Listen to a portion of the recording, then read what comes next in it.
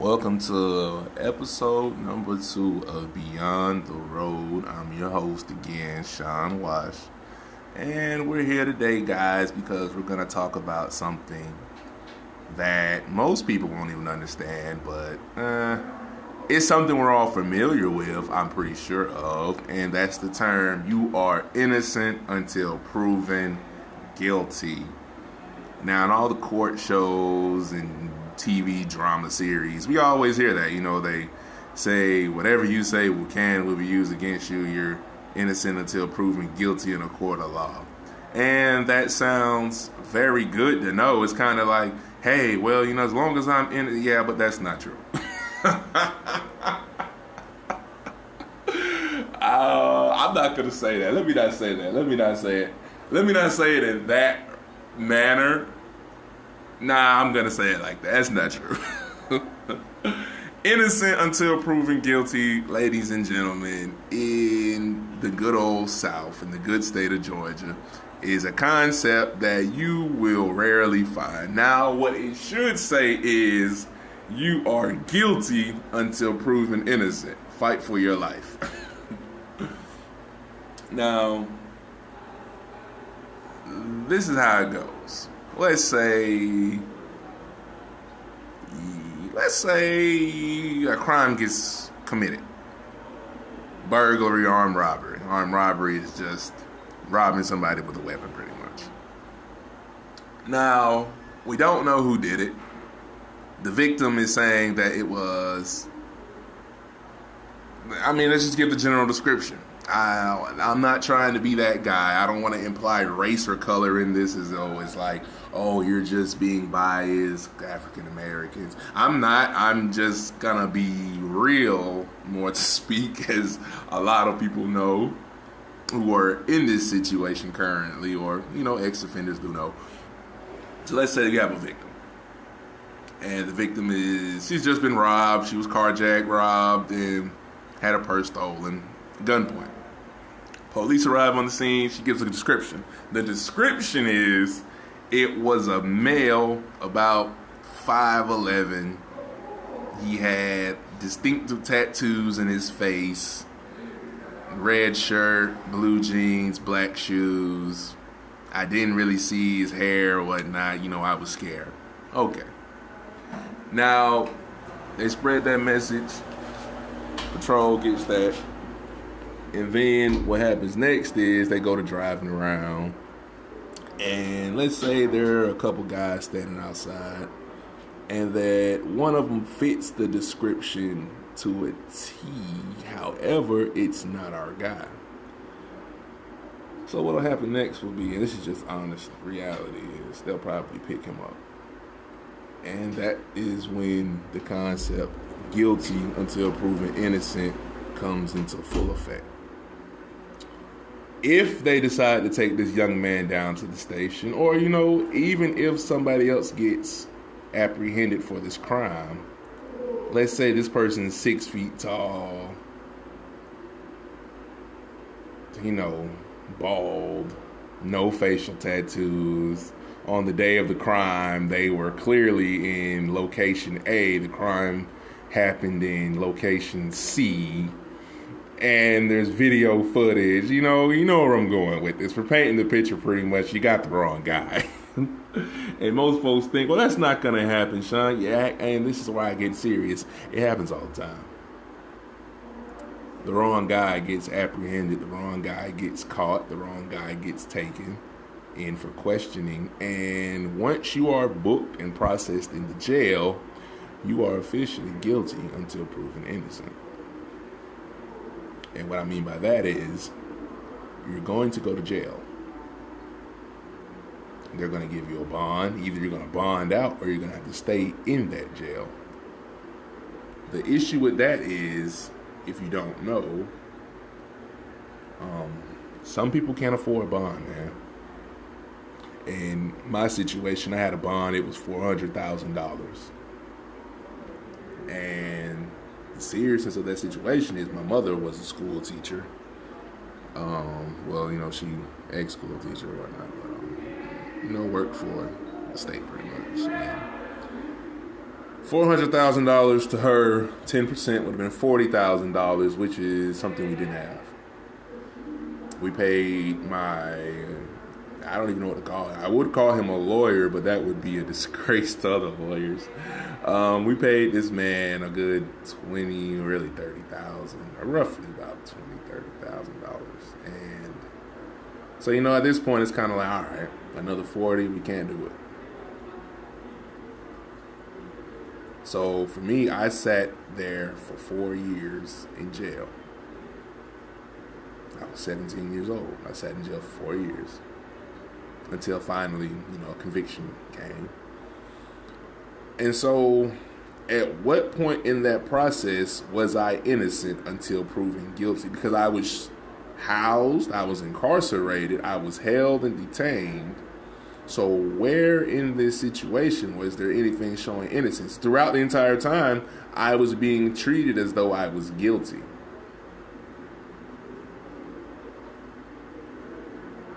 I understand people say, well, you can pay your bond. I mean, this is the reality. Everybody can afford bond. I know guys who were locked up in the jail, they couldn't afford a bond of $2,000.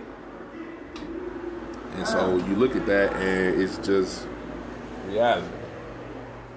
It's so many times, so many situations where you meet people and they'll go to trial, and at trial, the victim will get on the stand and they'll state, I don't know that guy. That's the suspect, the one who they're trying to convict. They'll say, that's the wrong person.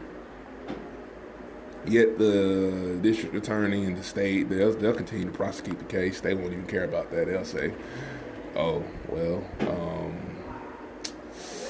kind of came too far this time. So then they just say, yeah, we'll just still, let's give him a plea deal. Make you plea out. Give you a good plea, too. But you didn't do it.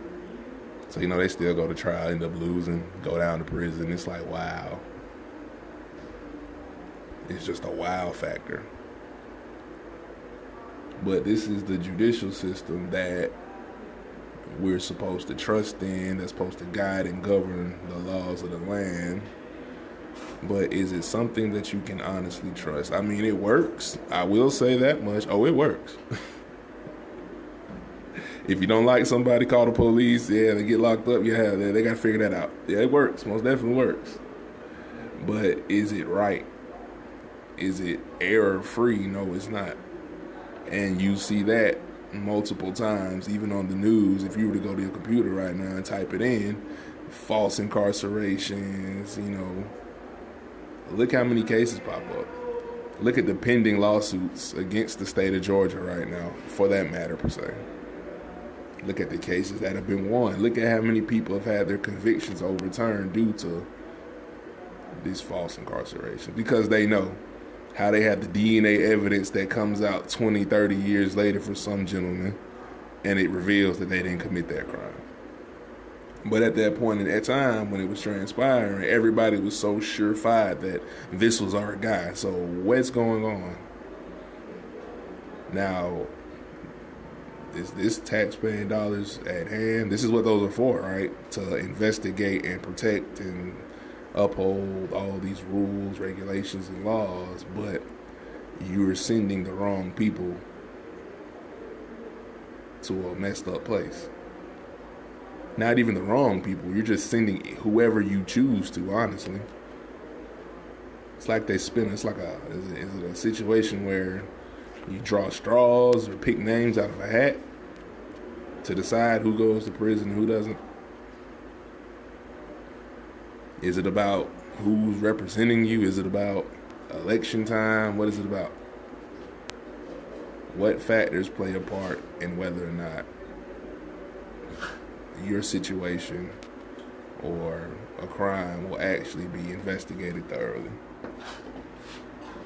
I've met plenty. I know a guy, he was from Hawkinsville, Georgia, and the sheriff pretty much told him, listen, we know you didn't do this one, but we know you did do some things, so we're just going to put this one on you. And people will say, well, how can you prove? That's the thing about it. It's kind of like, I'm not going to sit here and say I'm going to prove anything. And I only say that because I don't want to I don't want to bring any hurt to the people who told me their stories. I don't want to bring any danger to them. So I won't sit there and specifically pinpoint, oh, well, Sheriff Huckabee, I won't do that. And I won't allow that person to expose themselves either, because that's what we don't want. We do not want that level of exposure to bring danger to anybody. That's what we're not about that here at Beyond the Road. We're also not about bashing the police department, because how there are errors, we understand that not all police are bad. We understand that the issue is not with the men and women who are putting their lives on the line. Their issue is deeper than that. Because you all can, it's about not just doing your job, it's about thoroughly doing the job. It's about getting it done and then somebody coming behind and making sure it was done properly. Let's measure twice and cut once in regards to the lives of people. This is their livelihood. Understand, this is the Department of Corrections. This is not a playground. This is not boy camp. This is not just some basic things. This is a life and death situation. Honestly speaking, this is a life and death situation, ladies and gentlemen. Let's talk about it. You falsely convict somebody and you send them to prison, you have just subjected them to the next 1 to I don't know how many years of their life. They may not make it home.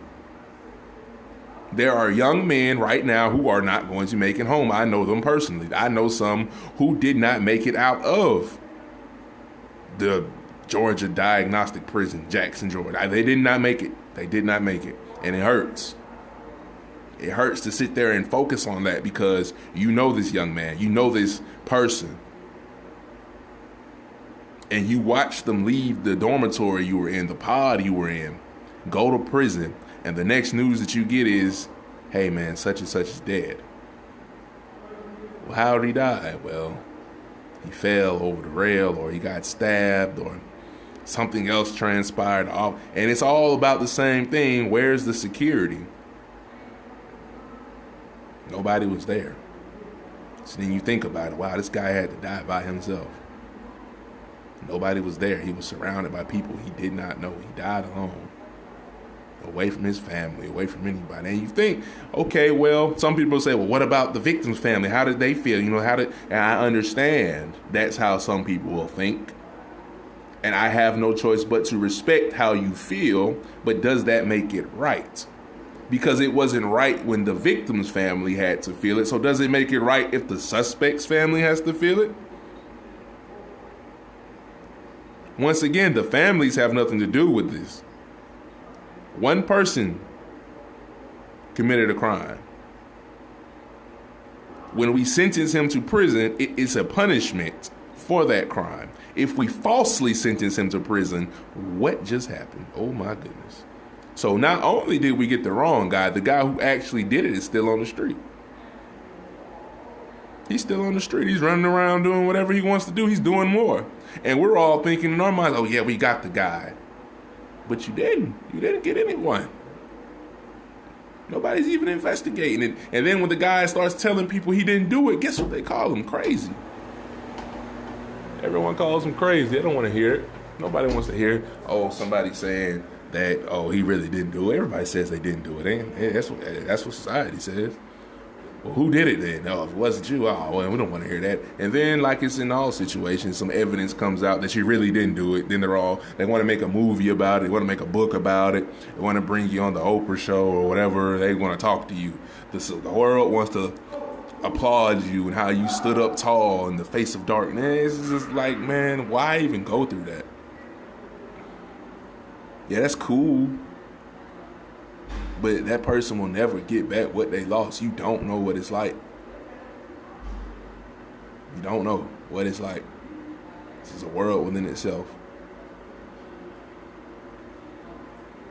To subject somebody to this level of, I don't even know what it is sometimes.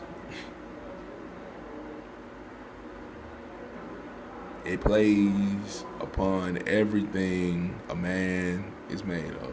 Spiritually, mentally, emotionally, financially, physically. And it has the power to break them all.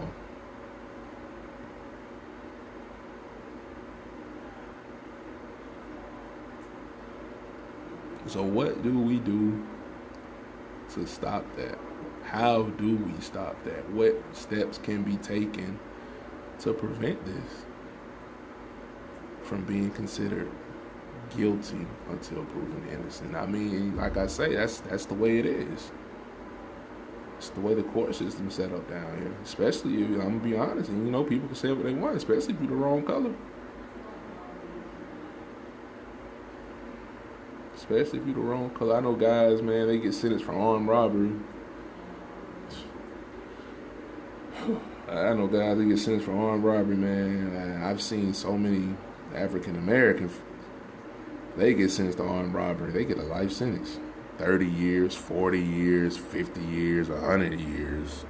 And I know white males, they get sentenced to armed robbery and split sentence. 20 do 10, 20 do 5, probation, first offender. How did you get first offender? It's just wow.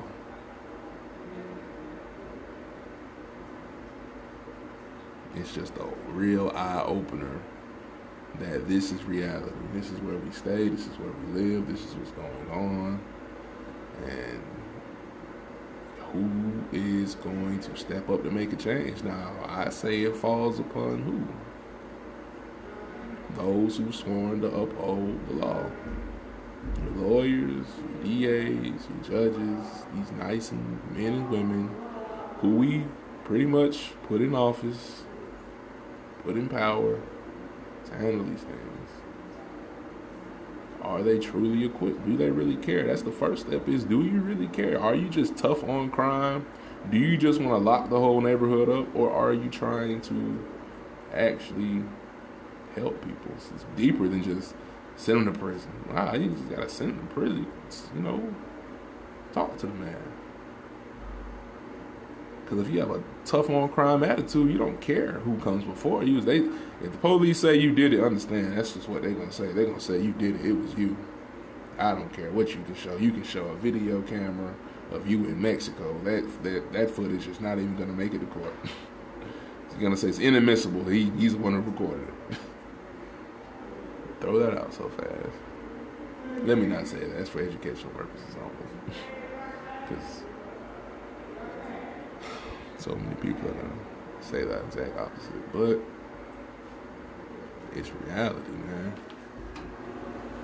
It's sad because you watch it break up families, and that's overall, it just breaks up families. You got a man who swears up and down he didn't do something, and then just for what? They pin a crime on him. And then people believe, well, the witnesses are actually talked to and coached by the prosecution. That's what people forget and they don't know. Sometimes the witnesses are put in hotels by the prosecution. The witnesses are threatened by the prosecution. Deals are made about that crime they committed. The one that they could take their kids.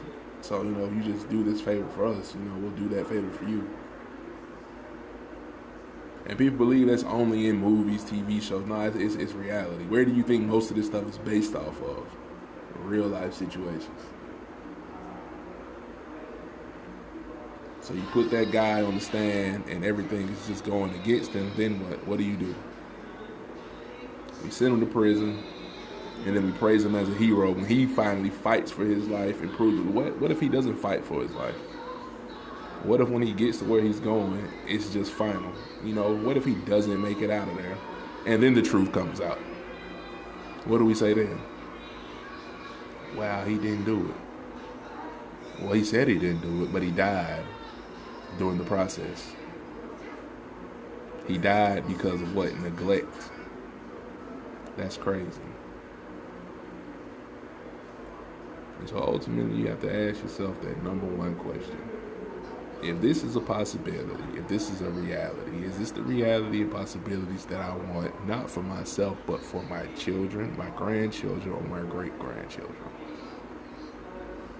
How would you feel if it was a child of yours taken away from you for a crime they did not commit and the world did not believe them?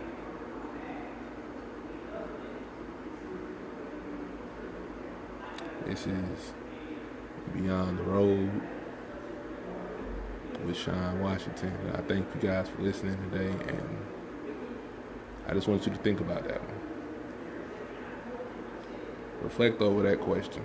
You know, we'll take some answers, we'll take some thoughts and opinions.